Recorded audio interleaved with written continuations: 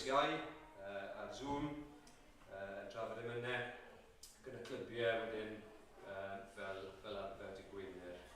Fel Rodri wedi bore yma, diolchgarwch, fe fyddwn ni yn trefnu cydweithio gyda Eglwys Emmanuel yn Gybalfa, maen nhw'n ei banc bwyd a dwi'n meddwl byddai'r adeg mae'r flwyddyn yn gyfle da i ni i helpu cyfrannu at y gwaith yna. Casgen y mis y byddai'r gwaith yw CCF. Beth ni? Rwy'n o'r olygfa.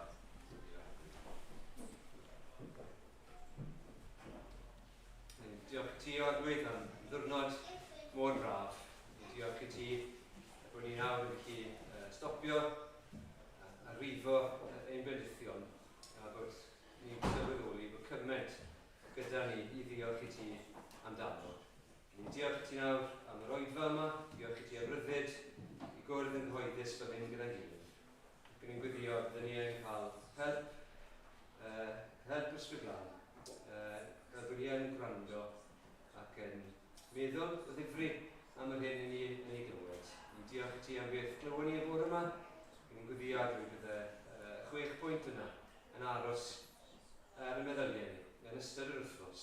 Fel bod ni yn niferhau i ti, bod ni yn sylweddoli bod ni sy'n gysnogio yna, bod ein cyrff ni yn deml i'r ysbrydlan, bod ni wedi cael yn prynu i ryddid. Diolch i ti am yr efengyl. Diolch i ti nawr bod ni'n dod a deired i at wirionedd gallwn ni ymddiried yno. Diolch bod ni'n gallu trysto popeth i ti yn dweud wrthyn ni, popeth i ti yn addo i ni. O Adwydd ni'n gwyddio yno, dyfendydd ti ar yr oedfa yma ac yn gofyn bydde nhw Iesu Grist yn cael ei glyrfodi yn ein gweithio. Amen. Amen. Amen. Diolch Dewi. Ni'n mynd i gamu gyda'n gilydd. Rhif 225 yn y llyfr yma ne. Gwnaed conquest ar Galfari Efryn. Amdani canodd myrdd cyn hyn.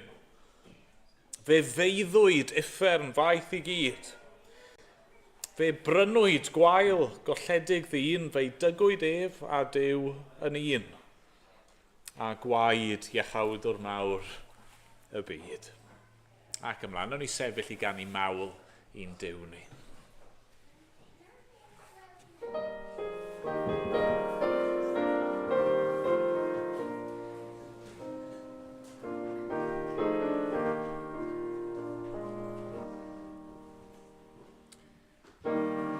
Gwnaed conquest ar Galfari Efryn.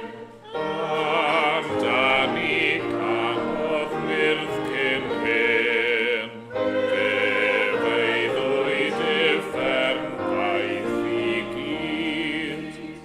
Fe brynwyd gwael golledig ddyn. Fe dygwyd ef a Dyw yn un. A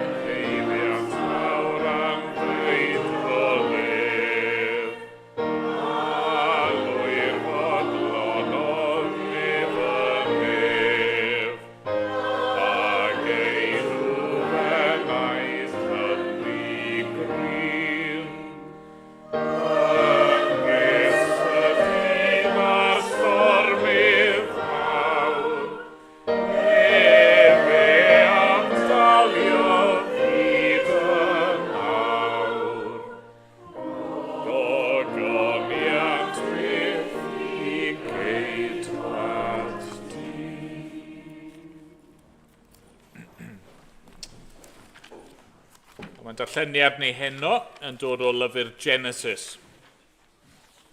Ac i ni wedi cyrraedd Genesis pennod 38.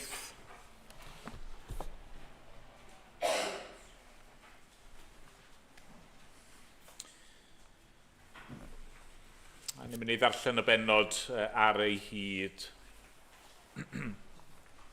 Genesis 38, dechrau yn yr adnod gyntaf. Dyma air Duw. Yr adeg honno, gadawodd Juda ei frodyr, a throi at Ŵr o Adulam, o'r enw Hira. Ac yno, gwelodd Juda ferch rhyw gananeuad o'r enw Sua, a chymerodd hi yn wraig iddo, a chafodd gyfathrach â hi. Bechiogodd hithau ac esgor ar fab, ac enwodd yntai ef yn Bechiogodd eilwaith ac esgor ar fab, ac enwodd ef Onan. Esgorodd eto ar fab, ac enwodd ef Sela. Yn chesib yr oedd pan esgorodd arno. Cymerodd Juda wraig o'r enw Tamar i ei fab hynaf. Ond dyn drygionus yng ngolwg yr arglwydd oedd mab hynaf Juda. A pharodd yr arglwydd iddo farw. Yna dywedodd Juda wrth Onan, dos at wraig dy frawd, ac fel brawd ei gŵr, cod deulu i'th frawd. Ond gwyddai Onan, nad ei eiddo ef fyddai'r teulu. Ac felly, pan ai at wraig ei frawd, collai ei had ar lawr rag roi plant i'w frawd. Roedd yr hyn a wnaeth yn ffiaidd gan yr arglwydd, a pharodd iddo yntai farw. Yna dywedodd Juda wrth ei ferch yng nghyfraith Tamar, aros yn weddw yn hyd y dad, nes i'm mab Sela dyfu. Oherwydd roedd arno ofn iddo yntai hefyd farw fel ei frodyr. Felly aeth Tamar i fyw yn hi ei thad. Am hen amser bu farw gwraig Juda, merch Sua. Ac wedi ei dymor galar, aeth Juda a'i gyfaill Hira yr Adulamiad i Timnath at gneifwyr ei ddefaid. Pan fynegwyd i Tamar fod ei thad yng nghyfraith wedi mynd i Timnath i gneifio, tynnodd wisg ei gwedddod oddi amdani, a gwisgo gorchydd a'i lapio amdani. Yna aeth i eistedd wrth borth Enaim, ar y ffordd i Timnath. Oherwydd roedd yn gweld bod Sela wedi dod i oed ac nad oedd hi wedi ei rhoi yn wraig iddo. Gwelodd Juda hi a thybiodd mai pitain ydoedd, gan ei bod wedi cuddio ei hwyneb. Trodd ati ar y ffordd a dweud tyrd, gan i mi gael cyfathrach â thi. Ond ni wyddai mai ei ferch yng nghyfraith oedd hi. Atebodd hithau, beth a roed i mi os cei gyfathrach â mi? Dwedodd, anfonaf i ti fyn gafr o'r praidd. Atebodd hithau, a roed i wistl i mi nes i ti ei anfon? Gofynodd yntai, beth ar ôf i ti yn wistl? Atebodd hithau, dy sêl a'r llinyn a ffon sydd yn dy law. Wedi ddoi rhoi iddi, cafodd gyfathrach â hi, a beichiogodd hithau. Yna wedi iddi godi a mynd ymaith, tynnodd ei gorchydd a roi amdani wisg ei gwedddod. Anfonodd Juda y mynd gafr yng ngofal ei gyfaill, yr Adulamiad, mwyn cael y gwystl yn ôl gan y wraig.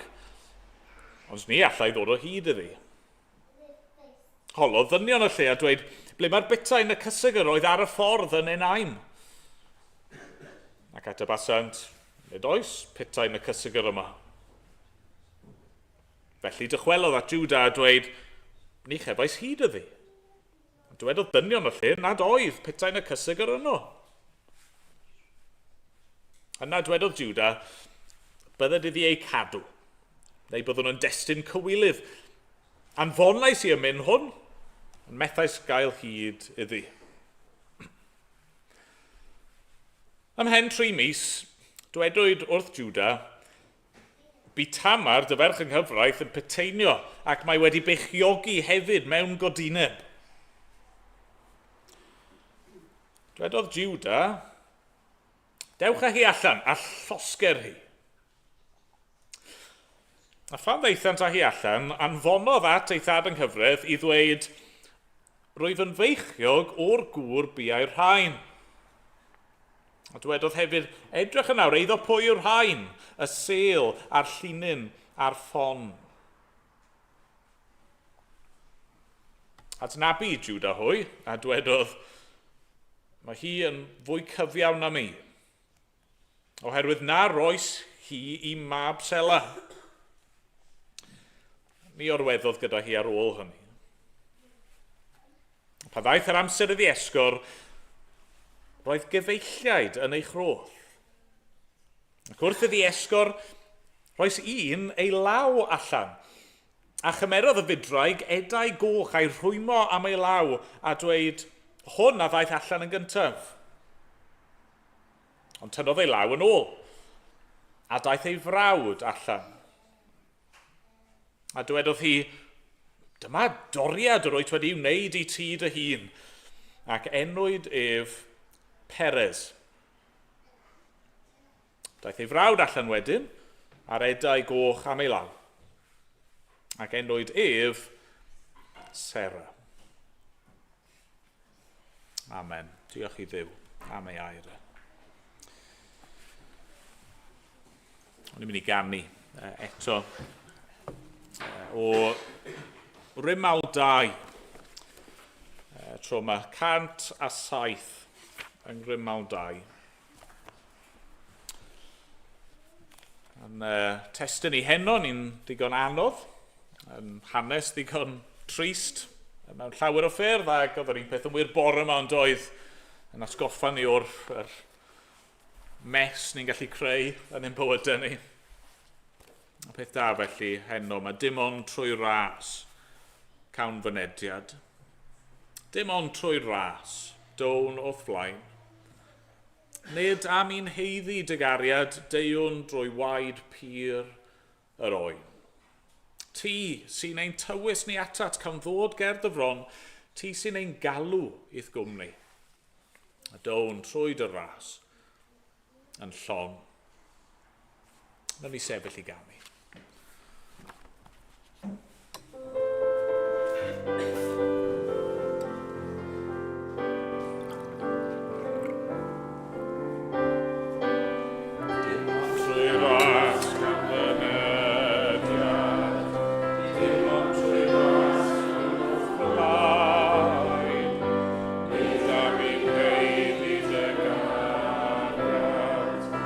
Dewn trwy waed i'r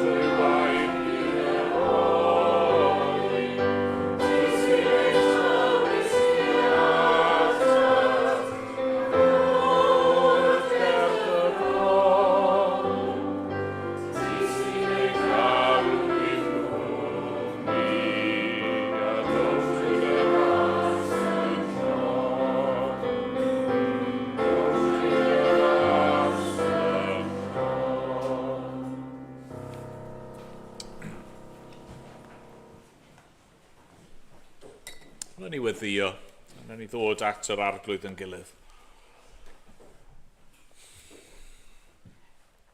O arglwydd yn Duw, i ni yn diolch i ti. Unwaith eto, fod gennym ni fynediad ato ti. Yn bod ni'n gallu dod ger dyfron yn llawen arglwydd. I ni'n gallu dod trwy dy ras, trwy dy gariad i ni yn yr arglwydd Iesu Grist. Ni'n diolch amdano fe. Yr un nath fynd i'r groes drosto ni. Yr un nath goncro ar Galfaria. Ac yr un sydd yn waredwr i'r holl byd. Arglwydd, ni'n diolch fod y ffordd i ni gyd heno i ddod ato ti trwy yr arglwydd Iesu. Fod y gwahoddiad yna'n mynd allan i bobl o bob llwyth a iaith a chenedl, yn hen ac yn ifanc, dewch. Yn wir ac yn ragedd, dewch.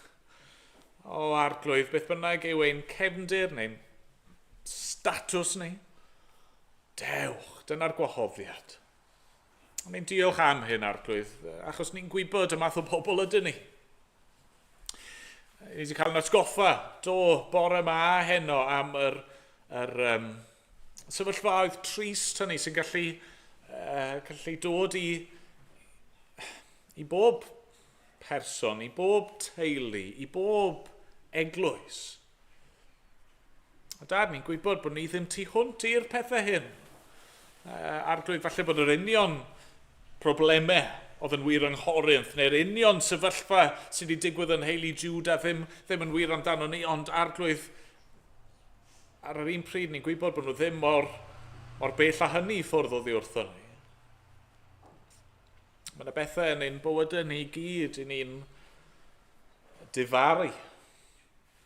Mae yna bethau yn ein bywydau ni gyd i ni a chywilydd ohonyn nhw. Mae yna bethau yn ein gorffennol ni i gyd i ni yn gallu teimlo'n euog amdano nhw. Dad, i yn wir, os creffu ar anwireddau, arglwydd, pe bai ti'n dod heno a dim ond yn edrych ar ein pechod ni, bydde neb ohono ni'n gallu sefyll. Ond dad, ni'n diolch trwy'r arglwydd Iesu, trwy ei waed, trwy ei aberth, trwy yr pris nath ei dalu ar ein rhan ni, unwaith ac am byth ar y groes. Diolch fod na faddeuant, a diolch dy fod ti yn ein cyfiawnhau ni, am bod ni nawr yn gallu bod yn bobl i ti. Dad, diolch fod na neb sydd ti hwnt i dy gyrraedd di. Falle bod na rhywun yma heno, falle bod na llawer ohono ni yma heno yn teimlo bod ni ti hwnt i dy gariad di. Bod ni di mynd rhy bell, neu bod yr hyn sy'n wir amdano ni yn gosod ni tu allan i dy gyrraedd di. Arglwydd, diolch fod hynny ddim yn wir. Ni'n diolch fod yr arglwydd Iesu wedi dod i geisio ac i gadw y colledig. Felly arglwydd, ni'n dod heno gan dy geisio di unwaith eto. Ni'n dy geisio di ein mwyn ni'n hunan. A ni'n dy geisio di mwyn ein dinas ni, arglwydd. Ni'n meddwl am y bobl hynny o'n cwmpas ni, a ni'n gwybod, arglwydd, fod yna gymaint o dristwch, a gymaint o niwed yn cael ei wneud. Ni'n gwybod fod yna priodasau a fod yna camdrin a fod yna ddrygioni. Ac arglwydd, ni'n gweithio neu di dostyrio. Neu di weithio trwy dy eglwys di. Neu di weithio trwy dy ysbryd glân di. Neu di weithio wrth i'r efengil fynd allan i achub pobl ac i drawsnewid pobl. Da ni'n gweddio, unwaith eto heno am ein byd ni. Ni'n gweddio am heddwch arglwydd. Ni'n gwybod yr hyn sydd ei angen arno ni yw fod pobl yn profi heddwch gyda thi. Yn dod i dynabod di ac yn dod i berthynas gyda thi ac yna trwy hynny yn cael heddwch a'i gilydd. Dyna'n gweddi ni. Arglwydd gweithio yn rymus o sgwelid i fod yn dda. Da ni eisiau gweddio dros yr wythnosau nesaf yma ac wrth i ni feddwl am y misoedd sydd i ddod a gweld y Nadolig yn dod yn agosach ac dad ni'n gweddio am gyfleon. Dad, mae gennym ni newyddion da i'w rannu. Ac arglwydd, mae yna bobl mas yna sydd yn sychedu amdano ti. Ac i ni'n gweddio neu di'n helpu ni i gyflwyno'r newyddion yma i eraill o sgwelid i fod yn dda. O da, derbyn ni nawr. Derbyn ein mawl ni am diolch. A bydd gyda ni derbyn ein addoliad ni arglwydd. Cod ein calon ni wrth i ni dygeisio di gyda'n gilydd. A mae'n bod ni'n gofyn yn enw yr arglwydd Iesu Grist. Amen.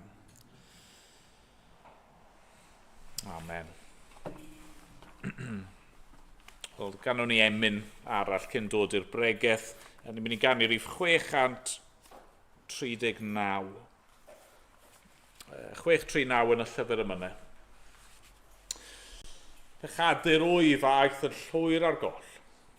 O'n pen i'n traed yn eog. Aflan oll, dan glwyfau dwys tra dyfnion trymion trist. Ond meddyg rhad i'n bath yw Iesu Grist. Diolch iddo. Nawn ni sefyll i ganu.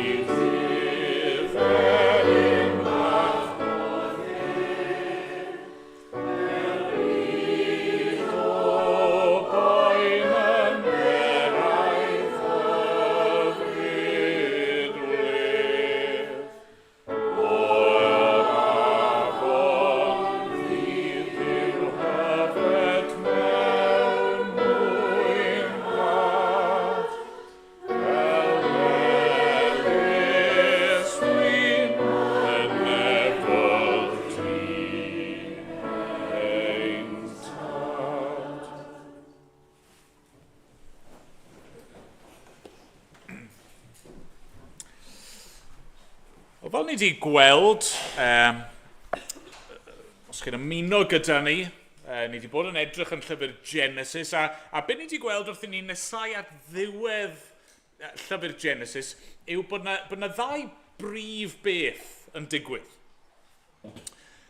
Gyntaf i gyd, ni'n clywed tipyn am Joseph. Ni wedi cael ychydig o'i hanes ei'n barod, mae yna fwy i ddod. A beth sy'n arbennig am hanes Joseph yw fod e'n rhoi cysgod i ni o berson a gwaith y Meseia. Pan ni'n edrych ar Joseph, ni'n gweld cysgodion, mae yna bethau sy'n wir am Joseph a'i brofiad sydd yn paratoi'r ffordd ar gyfer Iesu. Yn bennaf, y ffaith bod yn cael ei wrthod, yn dioddau, ond yna'r arglwydd yn troi'r sefyllfa triennus yna mwyn achub llawer o bobl. Felly yna un peth sy'n digwydd yn niwedd llyfr Genesis. Ond mae yna rhywbeth arall hefyd.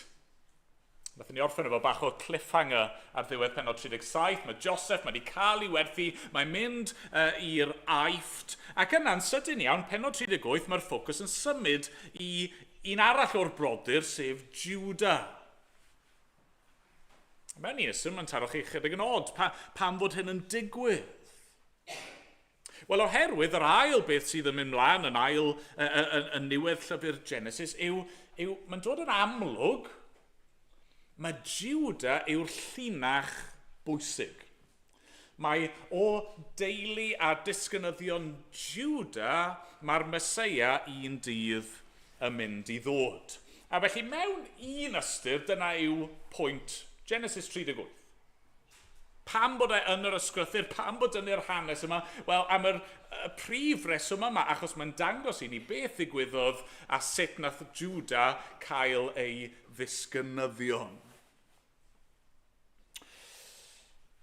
Nawr, fi'n torri lot o reol y pregethu heddi. Bore yma, dy fi 6 pwynt. Dyw pregethwr ddim fod i gael 6 pwynt. Heno, dim ond 1 pwynt sydd o fi. A chi ddim rili fod i just cael 1 pwynt chwaith, ond 1 pwynt sydd gyda ni. Mae'n ddoniol, wrth baratoi fi'n edrych ar gwahanol esboniadau, yn siŵr bod fi'n deall y testyn yn iawn, a mae yna un esboniad gen i, mae'n wych o ran deall yr hanes, a reit ar ddiwedd yr adran, mae'n awgrymu pwyntiau pregeth, neu beth, sut gallech chi ddefnyddio'r adran yna fel pregeth. Nifer fawr o weithiau llyfr Genesis, chi'n cyrraedd yr adran yna, a mae'n dweud, dyw'r adran yma ddim yn addas i bregethu. Ceidiwch trio.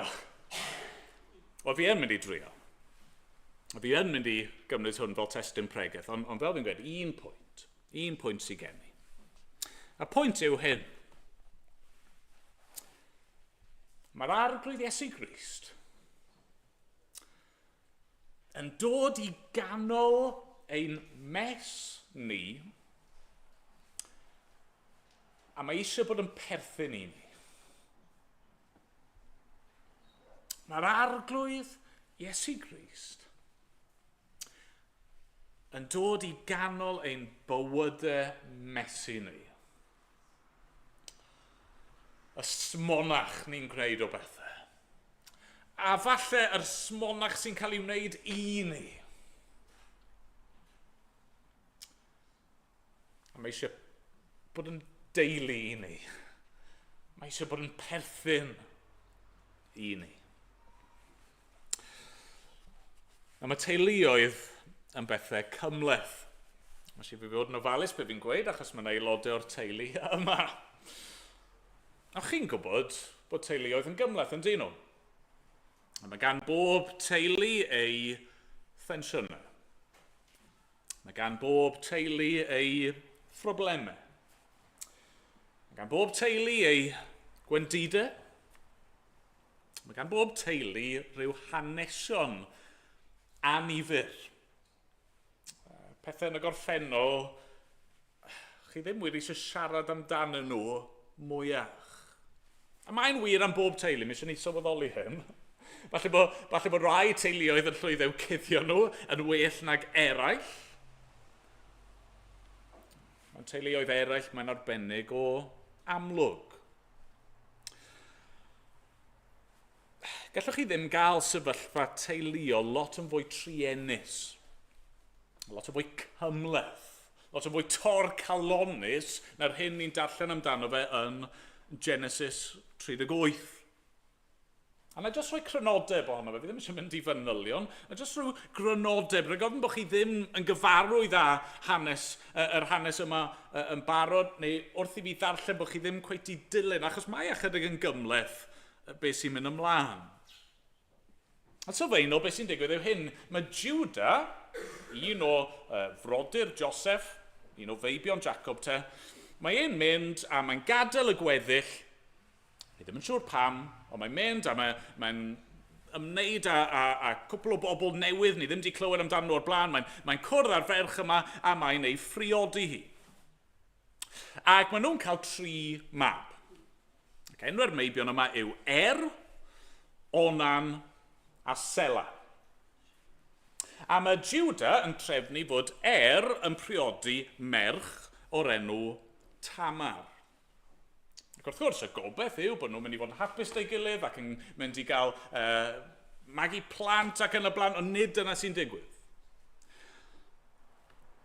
Mae rhywbeth eithriadol yn digwydd a gweud y gwir.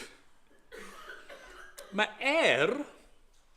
mor arbennig o ddrwg, mae'r arglwydd yn cymryd ei fywyd Adnod 7, dyn drygionus yng ngolwg yr arglwydd oedd mab hynaf Juda, a pharodd yr arglwydd iddo farw.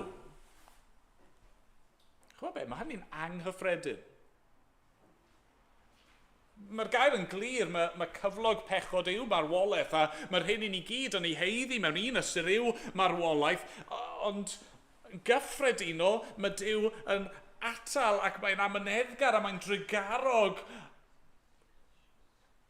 Ni ddim yn clywed beth oedd yn wir am ond mae'n amlwg oedd yn ddyn mor ofnadwy o ddrygionus, fel bod yr arglwydd yn dewis ymyrryd a gweinyddu ei farn cyfiawn arno fe yn syth.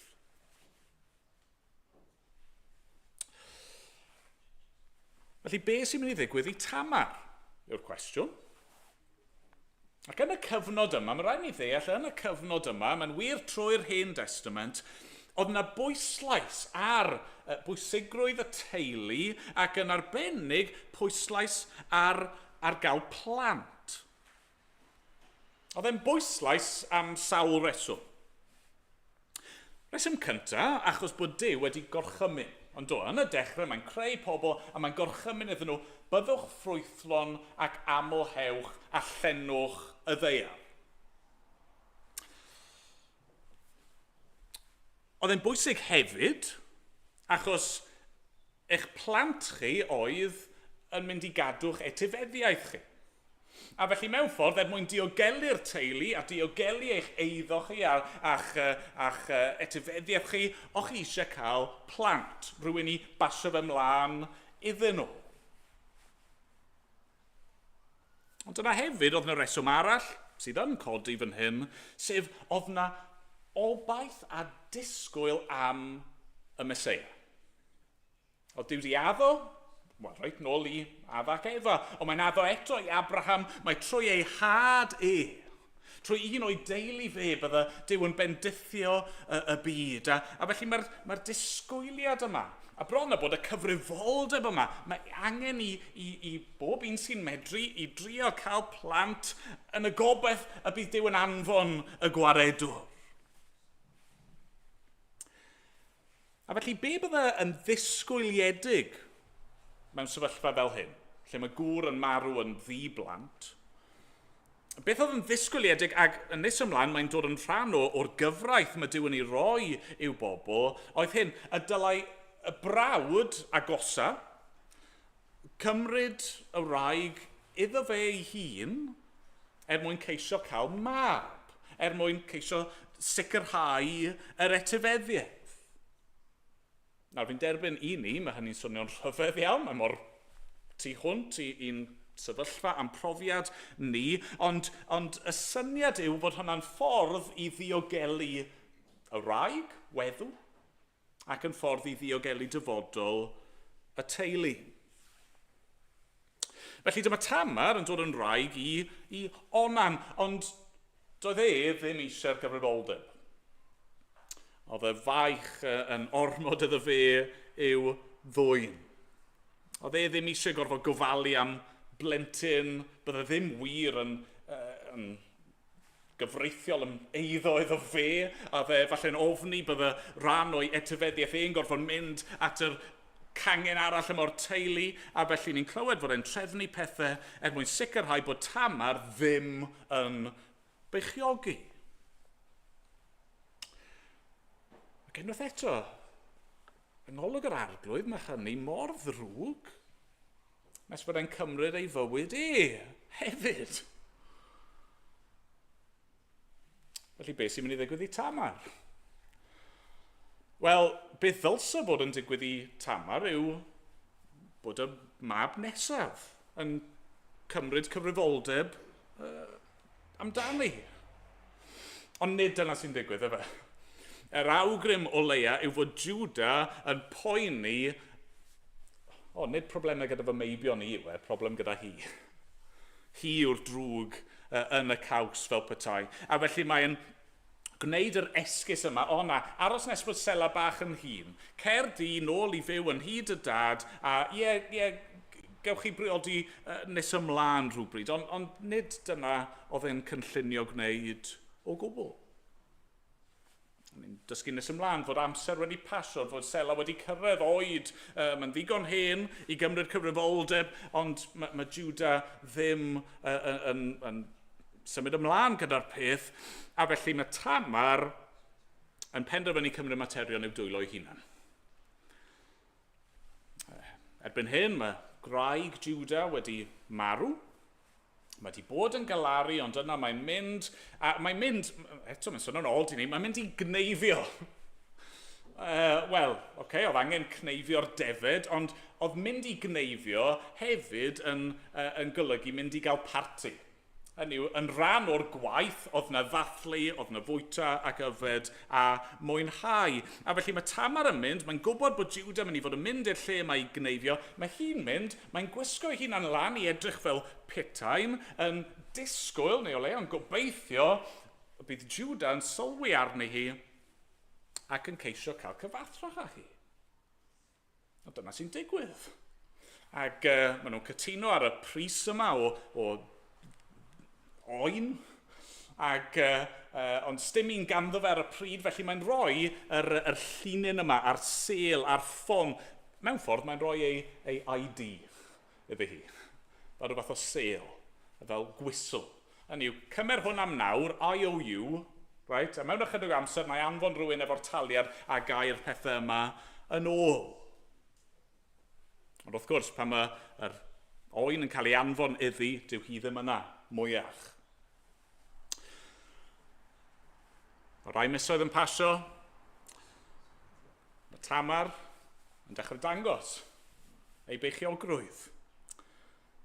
Mae Juda'n clywed am hyn, a'r casgliad, mae pawb wedi dod iddo fe yw bod Tamar wedi bod yn godynebu. Oedd hi ddim fod yn casglu o gwmpas, oedd hi fod yn cadw ei hunan ar gyfer Sela, bod Sela ddim yn mynd i gael ei roi iddi hi, a felly mae Juda'n mewn ffordd yn grac, ac yn mynnu bod hi'n cael ei lladd, ac yna mae Tamar yn troi'r peth ar ei phen a dweud, wel, dyma'r tad.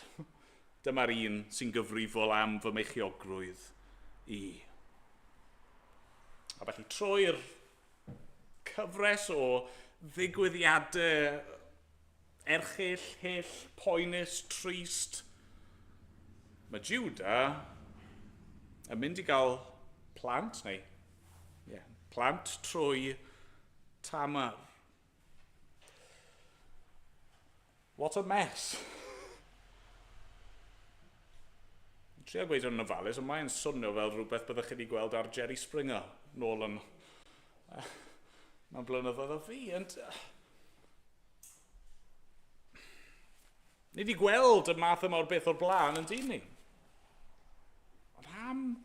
fes. Ond yna, ni'n cyrraedd diwedd yr hanes, ac mae yna rhyw lygedyn o oleuni ond oes. Mae'r hanes yn gorffen gyda genedigaeth. Mae'r hanes yn gorffen gyda efeilliaid eto. Brodyr eto. Cystadlu efo'i gilydd yn y groth eto. A beth sydd jyst yn cael ei awgrymu, neu sy'n dechrau dod yn amlwg yw, be mae Duw yn gwneud fan hyn felly? Ni wedi bod yn trial gweithio allan a cadw'n llyged ar pa un yw'r llinach cywir, a'r awgrym fan hyn yw, wel, dyma fe. O'r llinach yma, o'r mes yma, mae'r arglwydd yn mynd i ddod â gwaredwr. Dyna sy'n digwydd. Mae'n amser hir o aros yn does. Mae'n siŵr bod lot o'ch chi'n cofio adeg Nadolig. Ni'n aml yn darllen y geiriau yma. Efengyl Matthew, pennod 1. Roedd Abraham yn dad i Isaac. Isaac yn dad i Jacob. Jacob yn dad i Juda a'i frodyr. Roedd Juda yn dad i Perez a Sera a Tamar yn fam iddynt. Roedd Perez yn dad i Hezron, Hezron i Ram, Ram i Aminadab, Aminadab i Nason, Nason i Salmon. Roedd Salmon yn dad i Boaz a Rahab yn fam iddo. Boaz yn dad i Obed a Ruth yn fam iddo. Obed yn dad i Jesse, a Jesse yn dad i'r brenin Dafydd, ac yna chi'n cario ymlaen, a ddim darllen yr enw i gyd, ni'n cyrraedd yr arglwydd Iesu Grist. Wrth gwrs, nid enw Tamar yw'r unig un annisgwyl yn y restr yna. Mewn ffordd, mae un o'r pwyntiau mae Matthew'n trial i wneud yn glir efo'r llinach yna yw fod Iesu yn dod mewn coeden teulu mesu. Mae'n dod o linach sydd yn llawn problemau a thristwch a drygioni a chwmpa mas a godineb a thor priodas. Dy ddim yn amlwg yn Genesis 38. Ond mae Iesu yn dod i ganol y mes yma. Mwyn bod yn perthyn i'r bobl yma. A mae Iesu'n dod i ganol ein mes ni. Achos mae eisiau bod yn perthyn i ni. Jyst meddyliwch am hynny. Gostyngeidrwydd yr arglwydd Iesu Grist. Ys dim cywilydd gyda fe. O pwy yw e? A beth yw ei goeden deulu e? Fi'n eitha ffodus, yn hyfenw yw James. Dydy mae'n un arbennig o anghyffredin, a felly os chi'n cyflwyno'ch hunan fel James, weithiau yng Nghymru falle bod yna siawns bydd pobl yn gwybod pwy chi, ond yn aml iawn, dwi ddim yn golygu rhyw lawer, ond falle bod chi rai pobl am ei enw nhw. Yn gysylltiedig efo teulu a hanes ofnadwy, a falle bod nhw'n dewis newid yr enw nhw. Allwch chi ddeall hynny, yn gallwch chi? Mae yna rai enwau, byddwch chi ddim eisiau cael eich gysylltu â nhw, achos mae yna baggage yn perthyn iddyn nhw. Fi eisiau torri'r cysylltiad efo'r teulu yna, a'r mes yna. Ond nid yr arglwydd Iesu Grist. Dyma'r teulu, mae e'n barod ac yn dewis cael ei eni iddo fe. Mae'n barod i ddod, a cael ei gysylltu gyda'r tristwch yn y gorffennol. Mae'n wir am yr arglwydd Iesu ei hun yn dydi. Hynny oedd yna lot o gosip amdano fe. Am ei fam nath beichiogi dan amodau amheus. Pobl, pan mae Iesu'n hun, mae pobl yn ei gyhuddo fe yn dyn nhw. Nag ti jyst yn symariad, neu ni'n gwybod bod ti yn dan ddylanwad ysbrydion aflad. Hynny, maen nhw'n cyhyddo fe ac yn cwestiynu fe oherwydd i gefndir e. Mae Iesu'n gwybod hynny, a mae'n dewis dod, a mae'n barod i ddod. A mae'n dod i'r byd yma, ac mae'n dod i ddioddau. Mae'n dod i dalu pris ein rhyddid ni. Mae'n dod i gymryd cosb ein pechod ni. Mae'n dod i ennill bywyd a chyfiawnder a maddeiant i bobl fel rhain, ac i bobl fel chi, ac i bobl fel fi. A sdim cywilydd o fe. Sdim cywilydd ganddo fe i'n galw ni yn deulu. Sdim os beth i ni wedi gwneud am bywydau ni. Sdim os faint o mes i ni wedi gwneud. Sdim os faint o mes mae pobl eraill wedi gwneud a ni sydd yn o'n pigo lan y darnau. Sdim cywilydd ganddo fe ohono ni. Mae'n eich caru chi. Mae'r arglwydd Iesu wedi dod i'r byd yma mwyn bod yn frawd mawr i chi. A mae e'n mynd i gymryd cyfrifoldeb drosto chi. Mae e'n mynd i wneud yr hyn y brawd mawr fod i'w wneud. A mae e'n mynd i fod yna i bigo lan y darna. Mae e'n mynd i fod yna i ddod ar ein holen ni a dod â ni nôl yn saff. Mae'n mynd i'n prynu ni nôl os ni'n cael ein hunan i drafferthol. Mae'n mynd i fod yna. A dwi ddim yn mynd i'n gadael ni.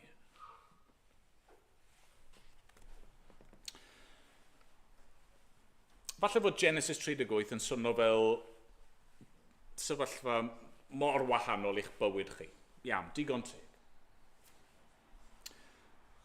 Falle fod yna rai pethau yn yr hanes yma sydd yn agos i adre yn eich teulu chi, bydd ddim yn gwybod. Mae gan bob teulu ei skeletons in the closet. Mae gan bob teulu i phroblemau. Mae gan bob un ohono ni ein problemau. Be mae hanes fel hyn yn dangos i ni yw fod yr arglwydd yn abl i ddod ac i droi ein mes ni yn y pen draw daioni. I ddod a daioni allan o'n sefyllfaoedd cymleth ni. Ni ddim bod i geisio y ddrama yma, ni ddim bod i geisio y drygioni yma, nid dyna'r pwynt, ond dyw'r pethau yma ddim yn rwystyr i'r arglwydd chwaith. Mae'r arglwydd Iesu yn dewis dod i ganol ein mes ni, i fod yn frawd i chi ac yn waredwr i chi. Diolch iddo. Amen.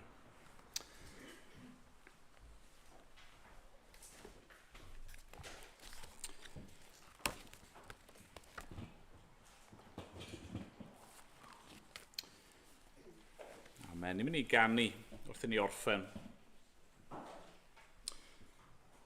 O lein i'r byd. Des ti i lawr i'r tywyllwch. Goleais fi.